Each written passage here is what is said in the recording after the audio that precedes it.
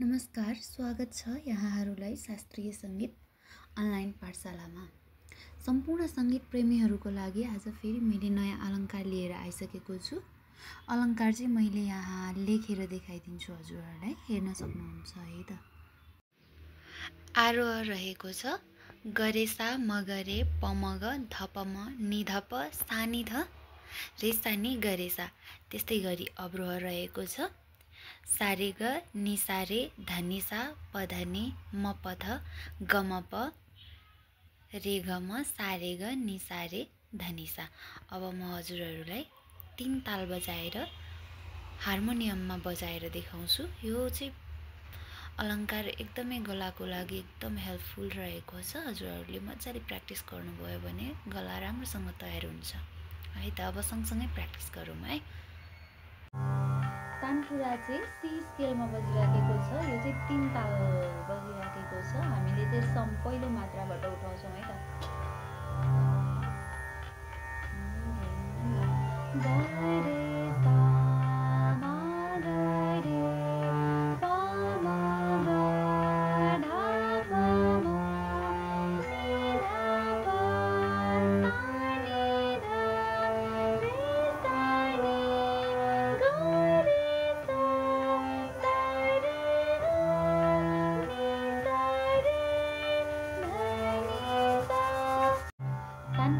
हाम्रो सी स्केलमा बजिराखेको छ। त्यस्तै गरी 3 ताल बजिराखेको छ। यहाँ चाहिँ हामी चाहिँ सम पहिलो मात्राबाट उठाउँछौँ है त।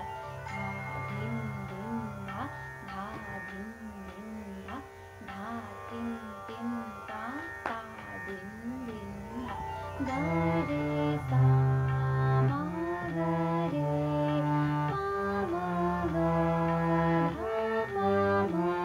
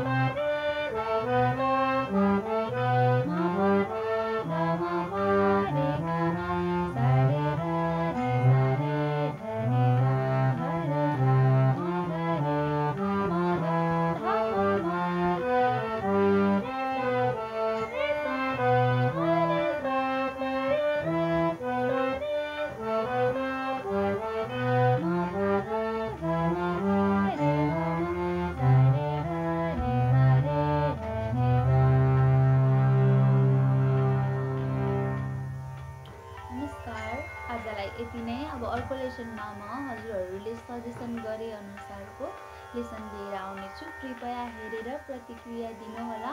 अनि अब नेक्स्ट लेसनमा चाहिँ कुन चाहिँ अलङ्कार गराउँदा ठिक होला त्यो सजेसन दिनुहोला है त। धन्यवाद। अहिलेलाई यति नै।